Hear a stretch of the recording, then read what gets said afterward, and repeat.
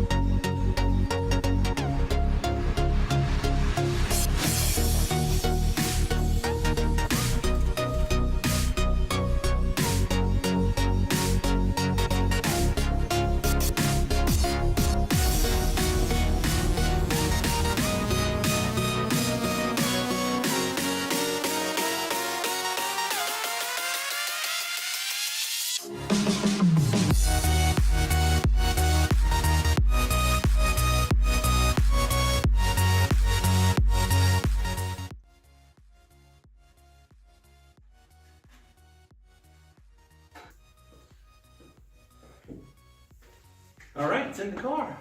Yay! I gotta get some nuts and bolts. I don't know where they all went, but hopefully I'll find them soon. I think you can see what's up now, huh? There it is, boys and girls. The K20 is in Brian's car. What do you think? She's in. For all you naysayers, if there are any, that's bolted to the cradle, baby. See that bracket down there? Can I get my finger in the shot? Right there. And it's bolted. Sorry, it's gonna be a little crooked. It's bolted down right there. Yes, sir. She is bolted in the car.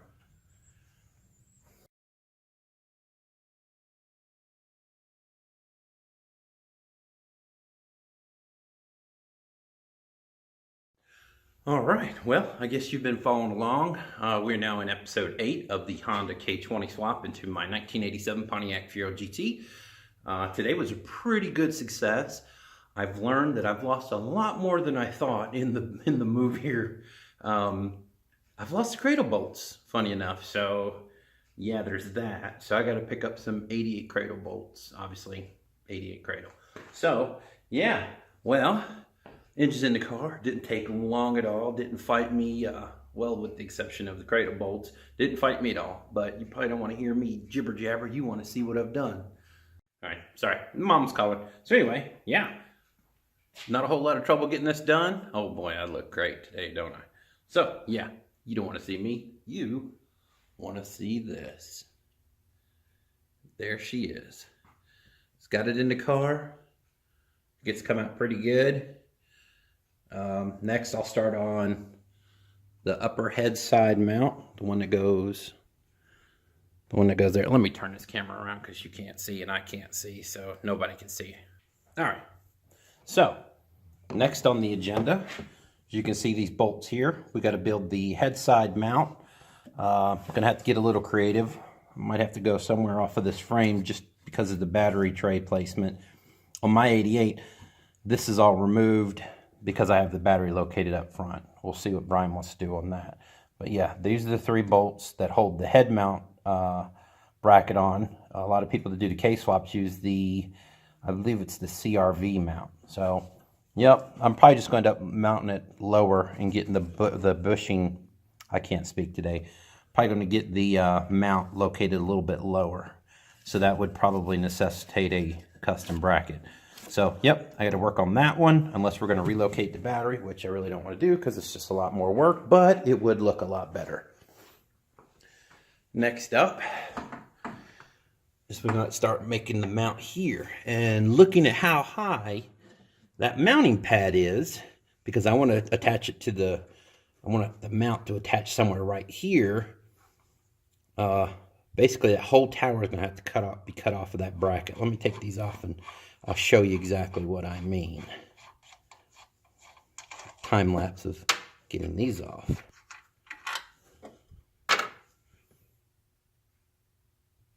All right, as I was saying, this is the bracket.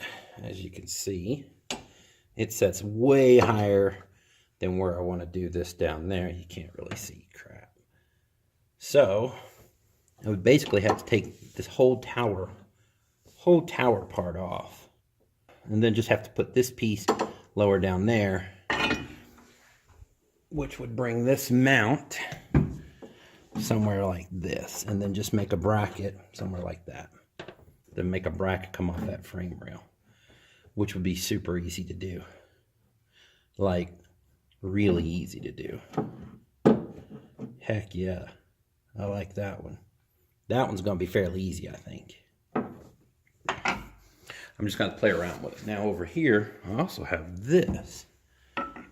This one, do something like that. Nah, I don't like that one.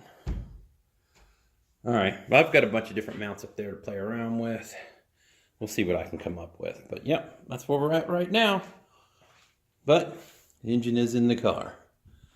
Happy, happy days. All right, well, it's been a few days since I made another video. I've been working on the mounts. It's coming along pretty well, actually. I picked up a blade for the bandsaw, but unfortunately, everybody at Kenny's house has strep throat. So I'm going to avoid that place like the plague. I believe they say it takes 48 hours or so for the antibiotics to kick in to where they're not contagious, and I think I'll give it 72 hours just to be safe. Engine's in the car. It's fitting in there quite well. I'm actually really pleased at how I've got the engine located in the car, just, you know, with the transmission, lower transmission mounts I've made. I am going to have to change them up a little bit. I'd like to bring the engine back about 1/4 of an inch, but what I need to do is tie a line across 2 of the strut tower bolts, which I'll edit in a picture here, and run my line across there, and that'll be my straight edge. And that way I can take that edge and measure from there to the valve cover, just so I'm sure that the engine is perfectly centered and it's not cocked any direction. I'm paying very close attention to axle angles. I want to try to get it as straight as humanly possible. And yeah, I keep fiddling with my glasses. I need new ones, and they're held together with tape because awesome. I'll show you what I've been working on. I've been working on the upper mount on the head. Now, looking at like the CRV head bracket thingy and the existing k20 head mount, which I think most Honda guys call the passenger side mount. It's looking like I can't use it, so I'm making my own, and it's pretty cool how I'm going to do it. I'm making my own plate, and I'm going to attach the new upper mount to that. I have to countersink some bolt holes and things like that, but I think it's going to work out really well. And I just came up with a brilliant idea on how I'm going to make the mounting pads on the frame rails. So essentially, I have to make a bracket, which I don't believe I've made one out of CAD yet, but essentially I'm going to take a flat plate, and I'm going to have to bring out this edge a little bit because the frame rail on the Fiero widens toward the cab. But regardless, I can't just put a flat plate on the frame rails because they're going to be cocked one way or the other. So I'm going to end up trying to make them as square as possible. And on the back side, I'm going to drill some holes and basically do either captured nuts, or I'm going to weld a bolt through those holes. And that'll give me my mounting location on the frame rail. And then the bracket that I attach to that, what I'm thinking about doing is slotting it, so I can move the engine kind of side to side a little bit or front to back a little bit. And then once I'm happy where that's at, I'm probably going to go ahead and weld them because I don't really trust bolts to stay there forever and not come loose at some point. So I believe there was, I think on Chris on B for Build had some mounts that were made like that for his 2JZ BRZ build, and he basically had the same problem.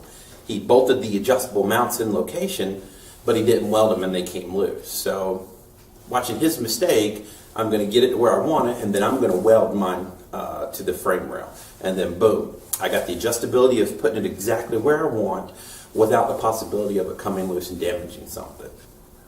Oh, I'm making a power steering delete kit. Yes, K20 makes one, and they're very proud of it, and the price reflects that. So the one I made has cost me basically nothing. I'll show you a picture of that here. But let me show you what I've been working on with the mount over there, okay? Okay, let's see what we got. It's kind of dark in here, I'm sorry. I do need to put some other lights up through here. But anyway, this is the passenger side upper head mount. This is the stock K20A one. I've got a CRV one around here somewhere. It's probably got lost in the move. So as you can see, the 3 bolt holes, and it sets basically like this onto the head. If you were the head, this is exactly how it would bolt on. So what I've made, and I've already started countersinking and everything, is I've made my own mounting plate. Now this obviously has got to get cut out, hence the bandsaw blade. I've already countersunk one of the holes, as you can see there. This is what I'm making. Obviously ignore all this because that's going to get cut off. Then this big beefy mount, as you can see now, you can start to see why I countersunk the one hole, is going to go on there like so. Now I don't know if I need to spin it around yet or run it like this. I'm pretty sure it's going to go like this, and then I'm going to have a bracket which I just started shaping. This isn't going to be the final piece, but this is going to be mounted off the frame rail.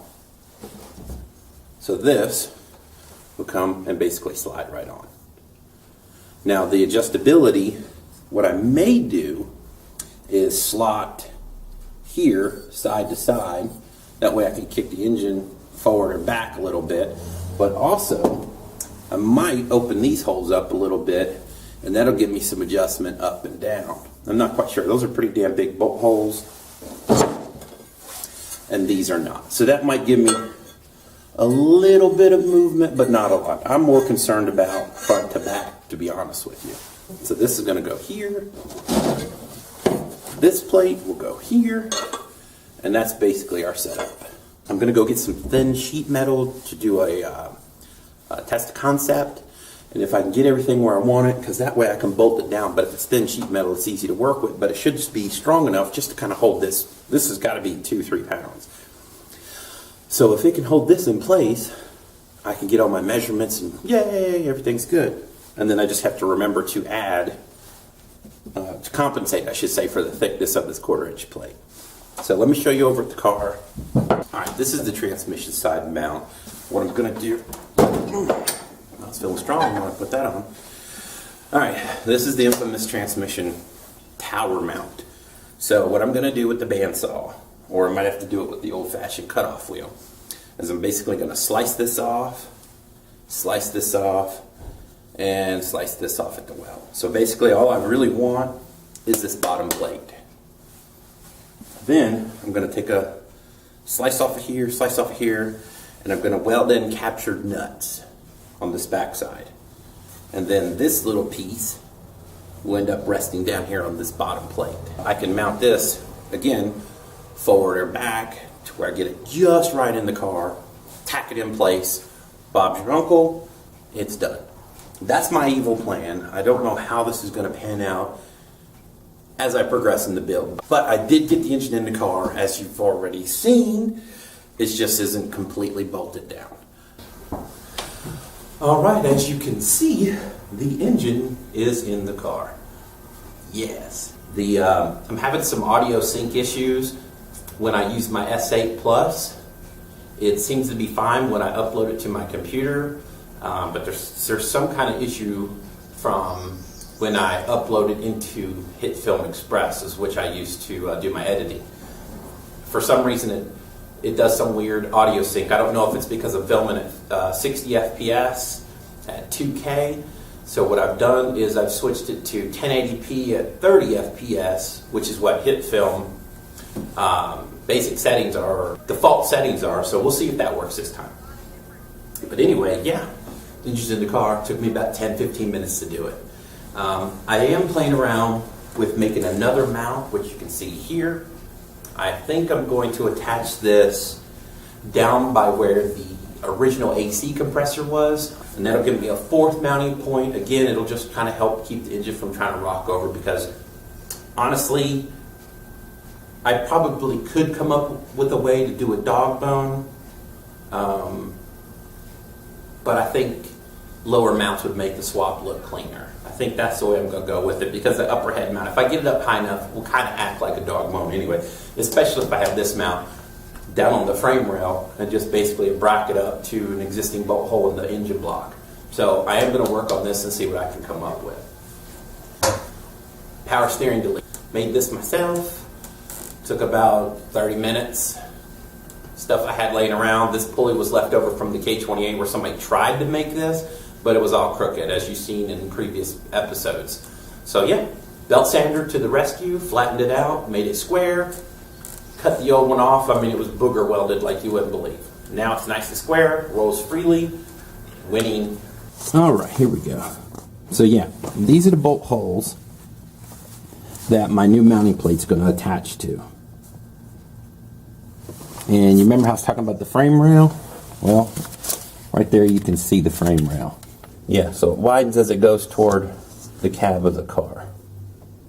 So basically what I'm going to hope to do, sorry for the shaky cam, if you saw how I was doing this, I'm going to attach a bracket somewhere right in here, and that's going to be that L-shaped bracket that we saw, and then the mount's going to come down off the head. That's the plan. I think I can make it work. Yeah, that's that. Then we come over here, probably a much better shot of the way the frame rail widens as it goes toward the cab of the car. But the light shining right there, let's see, you can probably see it better like that. That down there is the mounting location for that tower style mount I showed you. And that's going to be fairly easy. Let me set this camera down. Please don't fall, camera. Okay, so what I'm going to do here is basically the same thing. I'm going to put a mount here. So we got the tower mount here, the big poly bushing. So all I need is an L-shaped bracket or a U-shaped bracket here, and that's going to set in it. And I think I'm going to make that to where you can remove it, unbolt it. So again, captured bolts, put the mount in, tighten it down.